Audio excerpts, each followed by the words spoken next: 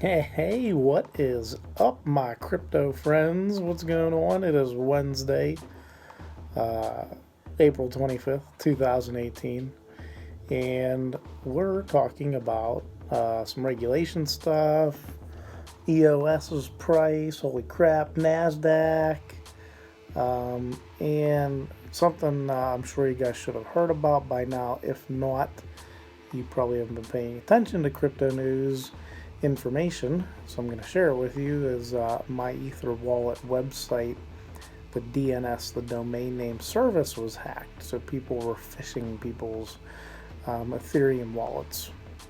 It's scary, but I'll give you guys some tips to stay away from that stuff or be able to catch it if you're looking to use my Ether wallet for anything. So the first thing I want to talk to you guys about is U.S. Congressman race to regulate won't solve crypto fraud. I believe he's right, because you can put all the regulations you want and probably not going to stop any of that stuff. Isn't that different than using cash? So, though fraud is undoubtedly an issue in the cryptocurrency ecosystem, U.S. Congressman Patrick McHenry believes lawmakers shouldn't rush to impose new regulations. How about let's just not regulate any of it? Because it's on the blockchain, and if you want to do anything, here's the only thing you need to do. Have every single company or organization who wants to have an ICO register.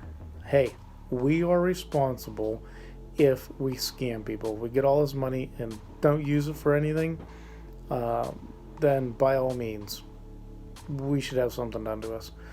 But this crap that because I'm not an accredited investor, that I don't have $1 million to my name in assets, or that I don't bring in $200,000 a year in an annual salary. Kiss my butt.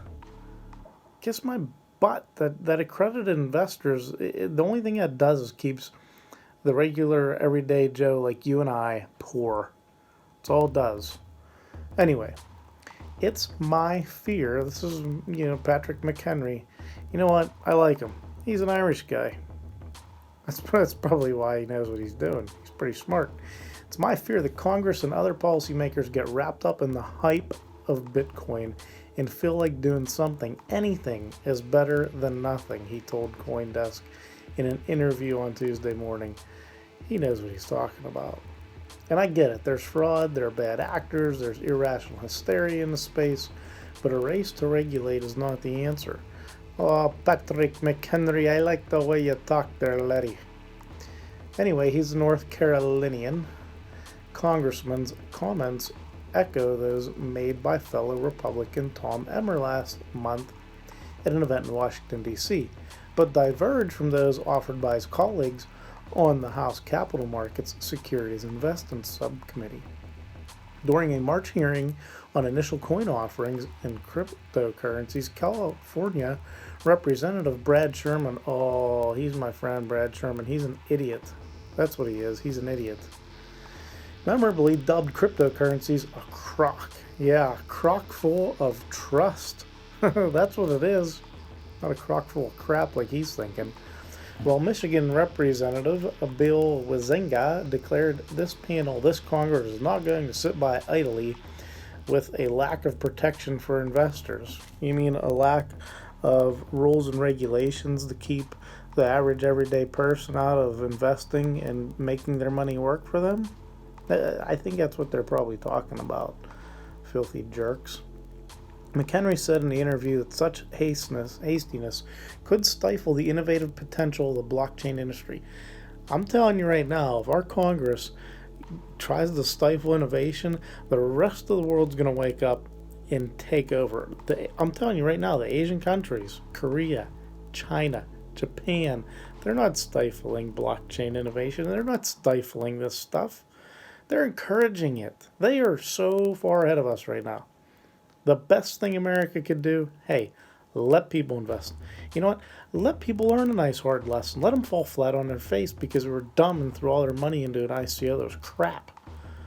If they can't do their own homework, if they can't dig in and find out who the people are behind it, forget about it. I mean, would you invest in Apple if you didn't know who Apple was?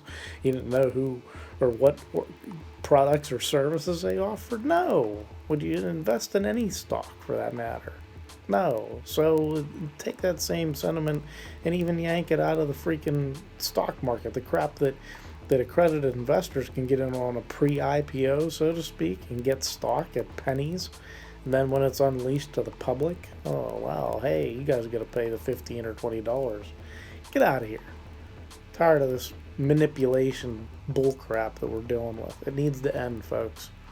It needs to end. Hold off on new laws. Likewise, McHenry said that he thinks the existing regulatory approach is working and that it is unlikely that Congress will need to develop entirely new laws for the industry in the future. Well, good old Howie Test making things a security, I think that is crap. Instead, he suggested his existing rules should be aligned with new technology.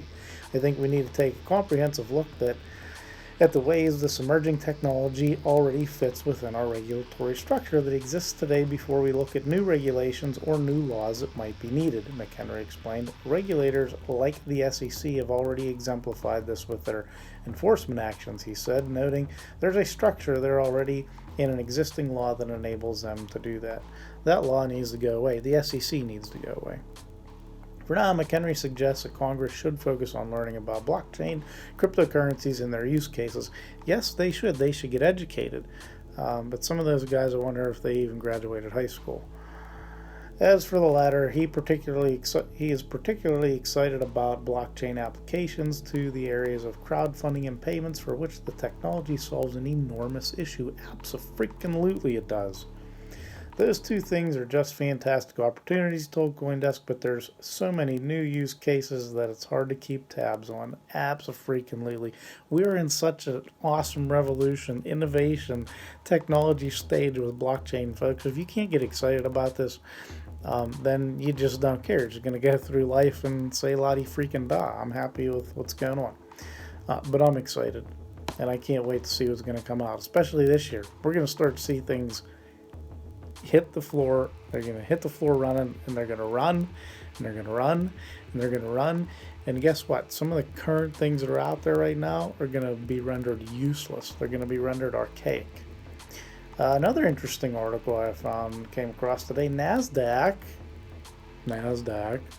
would consider creating a crypto exchange. Interesting. The CEO of Nasdaq suggested Wednesday that the company could open a cryptocurrency exchange in the future. The subject came up in an interview with CNBC, during which CEO Adena Friedman expressed openness to the idea. Certainly Nasdaq would consider becoming a crypto exchange over time, Friedman remarked, adding, if we do look at it and say it's time, people are ready for a more regulated market, for something that provides a fair experience for investors. I don't know if that's really fair. I believe that digital currencies will continue to persist.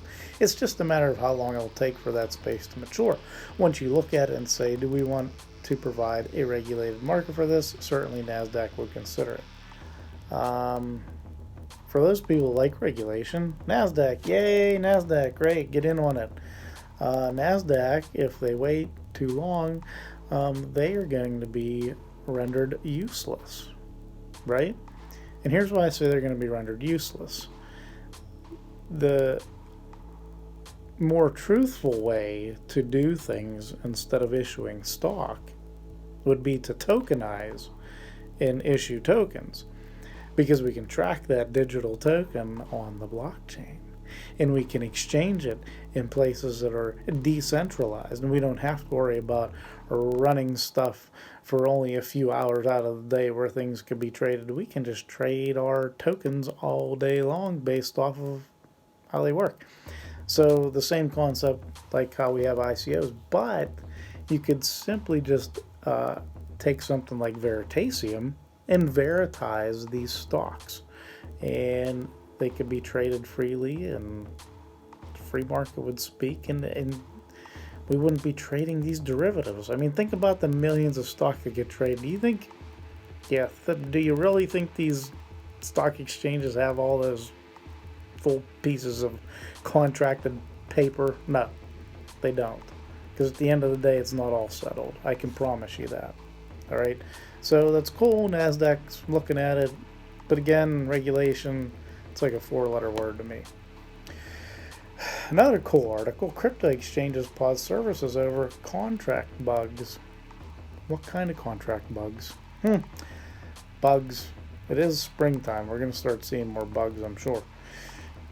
As many as a dozen or more Ethereum-based ERC20 token smart contracts have been found to contain bugs that let attackers create as many tokens as they want. Folks, I love Ethereum. I love what Ethereum has brought to the table. However, if you don't have people writing smart contracts that can prevent this stuff, then you're going to have issues. You'll have issues just like this, where some attacker can create as many tokens of that ERC20 token as they want. So, just so you know, while the bugs first identified on April 22nd, 24th, respectively, in a pair of posts published by the blockchain security firm PeckShield, aren't tied to the ERC20 standard itself. The issues prompted a number of exchanges to suspend ERC20 tokens as they investigate. Those exchanges included the OK Exchange, Poloniex, ChangeLE, Coin, I think that's how you say it, QUOINE, and HitBTC. Huobi Pro separately announced on April 25th that it had suspended all coins, but has since limited that to ERC20 tokens. In one example, an attacker transferred a whopping 57.9, 10 to the 57th beauty chain tokens, as shown by transaction data on Etherscan on April 22nd, a development that prompted the initial investigation into the issue. Our study shows that such transfer comes from an in-the-wild attack that exploits a previously unknown vulnerability in the contract. For elaboration, we call this particular vulnerability batch overflow. PeckShield's post on the 22nd explained, we point out that batch overflow is essentially a classic integer overflow issue. And for you programmer guys out there, you understand what that overflow issue is.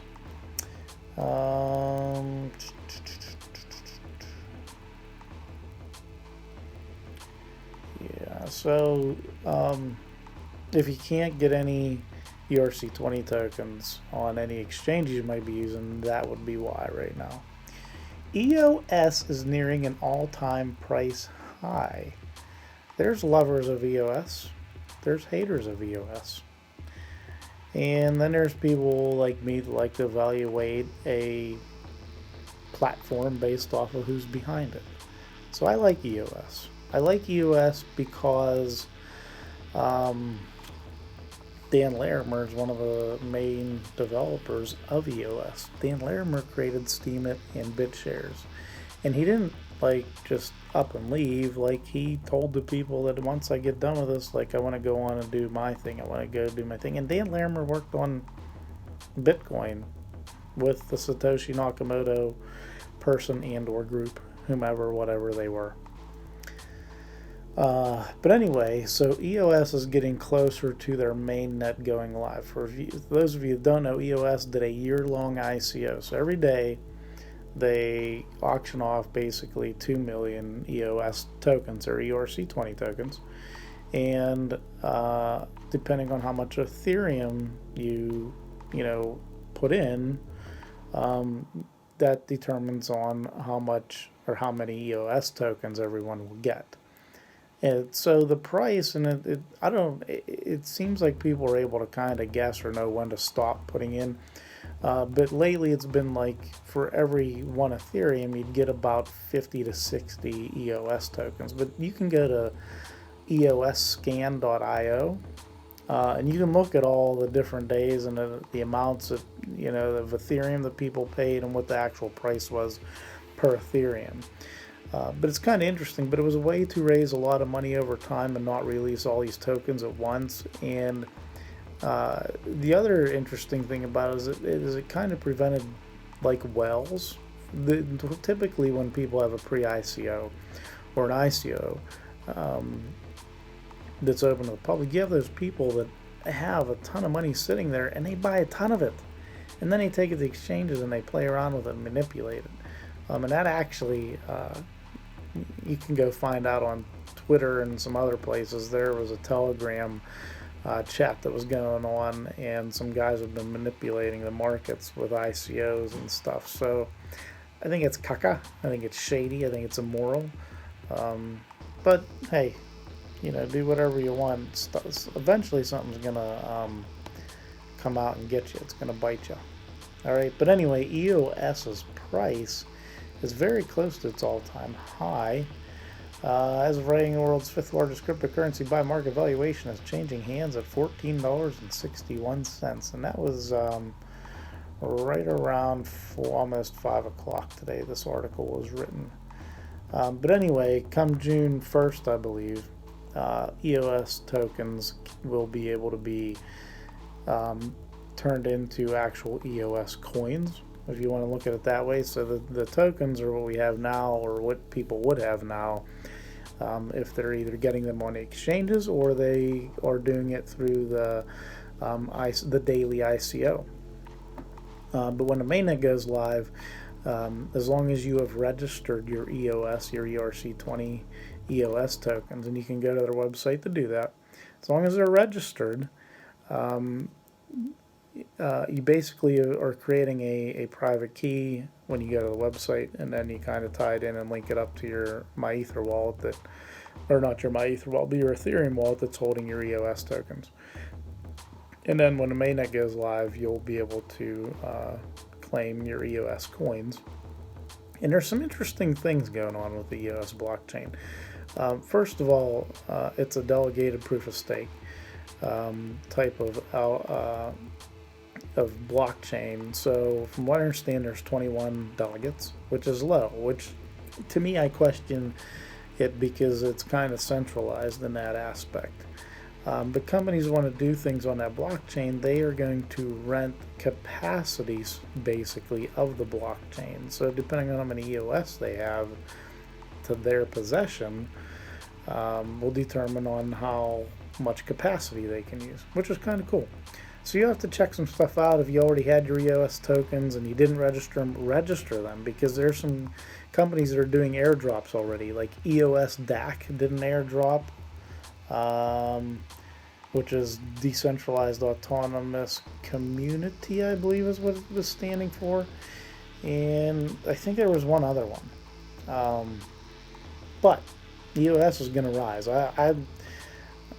I'm just speculating here, but come June, I bet you it's close to $50.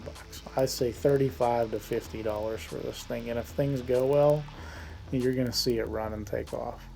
All right. Next article I want to cover with you guys: 2 big crypto startups are out to build one universal wallet. Wow, that sounds awesome. A universal wallet. It'd be cool, but it's got to be user-friendly, it's got to be secure, it's got to be safe. So, if the future is to bring an endless variety of cryptocurrencies and tokens, the world will need a wallet that can hold all of them. Now, 2 of the most prominent startups in the sector are teaming up to entice developers to build just that. Announced Wednesday, decentralized internet startup Blockstack, through its venture capital fund, the Blockstack Signature Fund, and exchange platform ShapeShift, are jointly offering a $50,000 bounty to the team or developer that makes the best open source universal crypto wallet.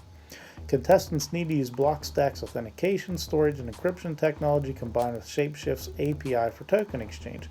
The goal is to build a wallet that supports almost any native token, even tokens that haven't been created yet before the deadline on June 29th. We're super early in the space. There are undoubtedly winners that have yet to even appear yet. It's important that a wallet can support digital assets that have yet to be created. I agree. The JAX, most cryptocurrency wallets only support at most a handful of tokens, forcing enthusiasts to juggle multiple wallets and sometimes keep their tokens on custodial platforms like exchanges. Do not leave your crypto on any exchange. If you do, eventually you're not going to be able to get them, because somebody else will take them, or it'll get hacked, or whatever. The JAX wallet added ShapeShift support in 2016, although that wallet provider is known to have some security vulnerabilities, plus it can't support all tokens the way this upcoming wallet aims to. JAX, I believe, they've plugged many of their security issues I've used it, but I don't keep things on my wallet anymore, on my phone anymore. I'm a hodler, so they're going where they need to be in a hardware wallet. So that's kind of cool. I hope that comes through. Any innovation, any thing that can be challenged out there is going to be great for the whole crypto community. The big wallet, the big Mojo wallet, I think is going to be massive as Pillar, and you can get some of their tokens. I've heard speculation that once their wallet comes out, it's going to be massive. That grandma will be able to pick up the Pillar wallet, get some crypto on there, and go buy her coffee. Yeah, that'd be nice.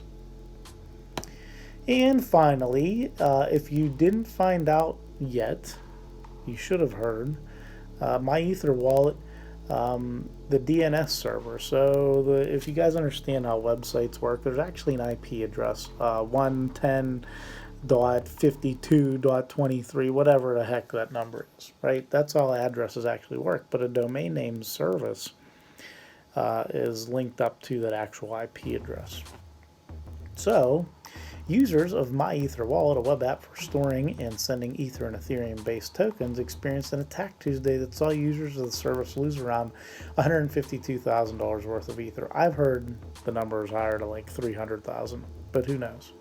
The company is quick to alert users to the danger, tweeting a warning at 7:29 in the AM Eastern Standard Time within 15 minutes of when the hack began, which is good that they caught that. Their tweet said couple of DNS servers were hijacked to resolve myetherwallet.com users to be redirected to a phishing site. This was not on at My Ether Wallet side. We are in a process of verifying which servers to get it resolved as soon as possible. Even so, users took social media, reported they were losing funds, went on to My Ether Wallet and saw that My Ether Wallet had an invalid connection certificate in the corner, posted to the wallet subreddit around 8:30. As soon as I logged in, there was a countdown for about 10 seconds and a transaction was made sending the available money I had on the wallet to another wallet. I have no idea what happened. So when he logged in, he either imported his private key some way, somehow, and then they said, well, we got everything we want. Mickey Sakachi, lead developer at blockbits.io, explained the attack in a post to the Ethereum subreddit. Do not use myetherwallet.com if you're using Google Public DNS 8.8.8.8 or 8.8.4.4 at this moment, he wrote, adding, it seems these DNS servers are resolving the domain to a bad server that can steal your keys. I also heard some rumors that it wasn't just My Ether Wallet that was affected by this. His explanation fits with My Ether Wallet's assertion that the attack was not on their side. Domain name system or domain name service servers resolve website URLs to the appropriate IP addresses. So somebody was able to get into that domain name system and point it to their crappy site.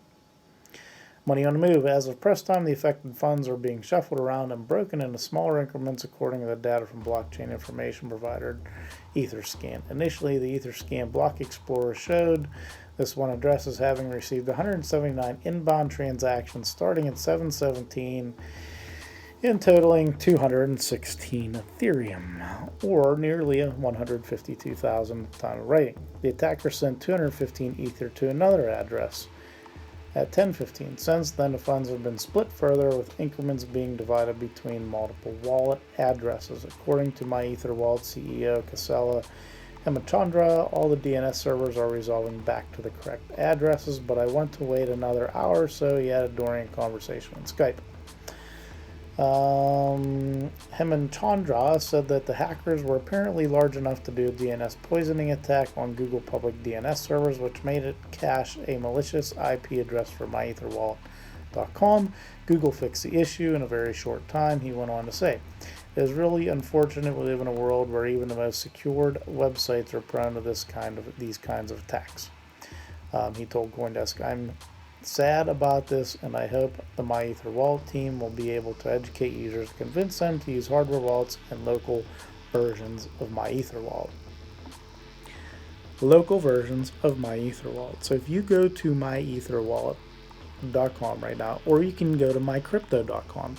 For those of you who don't know, my Ether wallet kind of had a hard fork. One of the developers, girl, very good, awesome, but they did a lot. I mean, for my Ether wallet to be free and no ad, I mean, it's mind-boggling to me. But they've really pushed the usability of what the whole Ethereum blockchain can do, and contracts, and it's amazing some of the stuff that they were able to accomplish with just a few developers and make things secure. My goodness. So, but she wanted to take things a little bit further and do things a little bit different. So there was no hard feelings.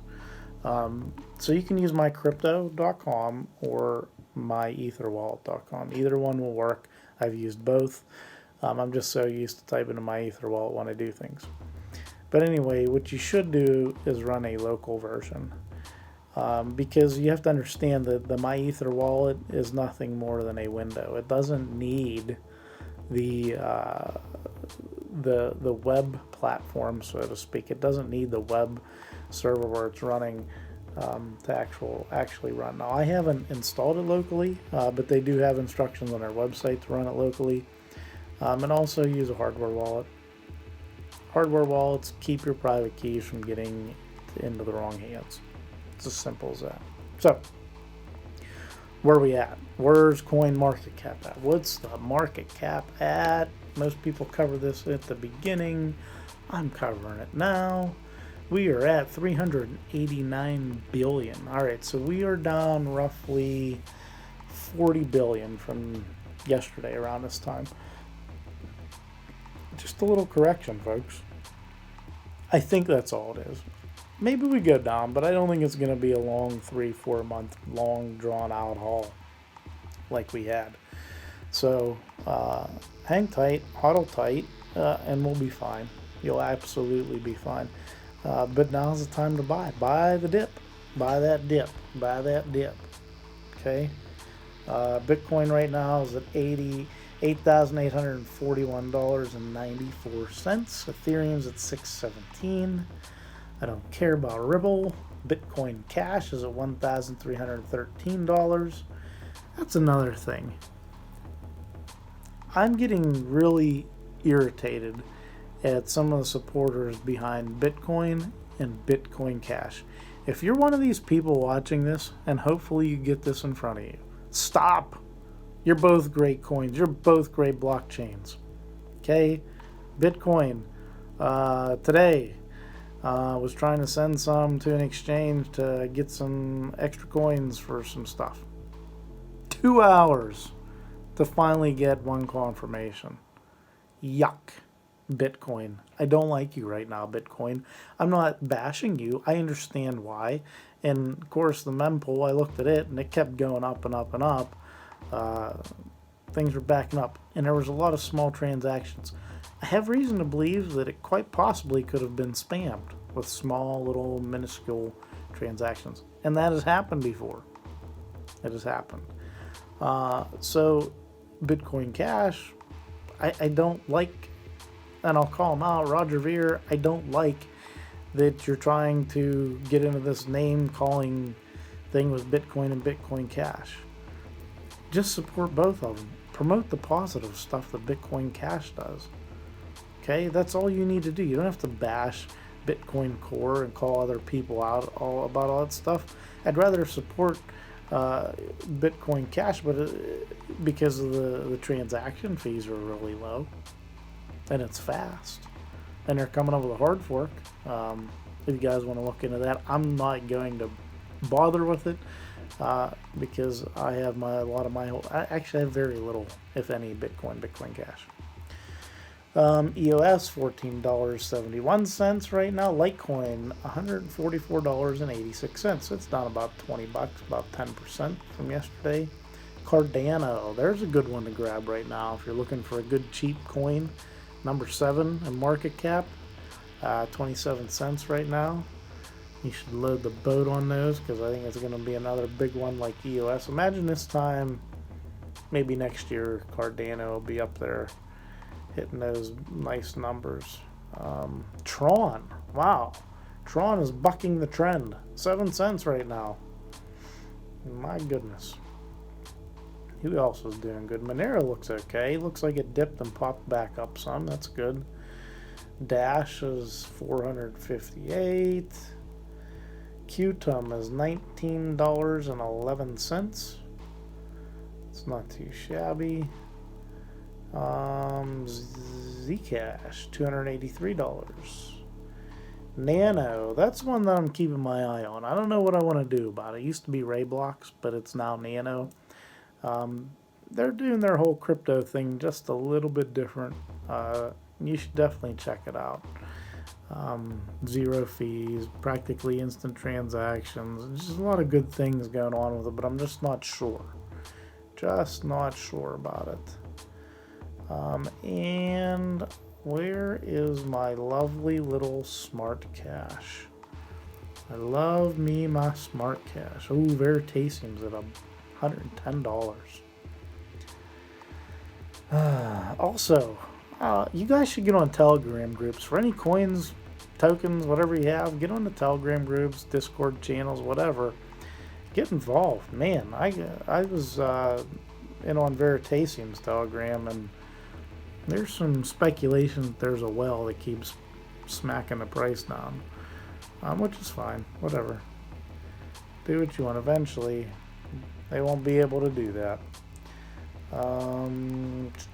Looks like my smart cash is on page 2. Yes, 102 is its rank.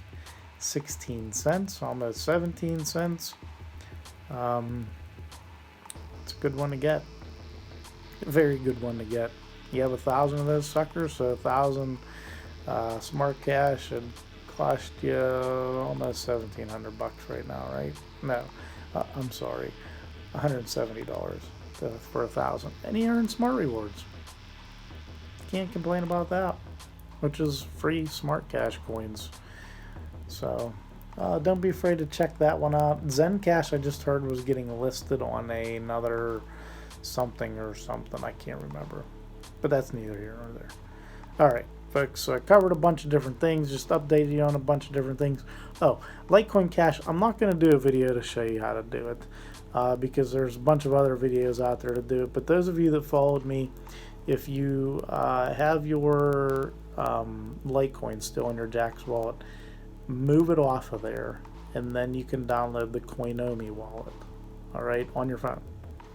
And then you can import that seed phrase and add Litecoin Cash in Coinomi, and your Litecoin Cash should show up. Shouldn't be an issue. So you'll have that to do whatever you want to do with. All right, guys, I'm out. Take care. God bless. And we'll see you in the next side, or the flip side, or the blockchain side, or whatever side you want to see me on. Later.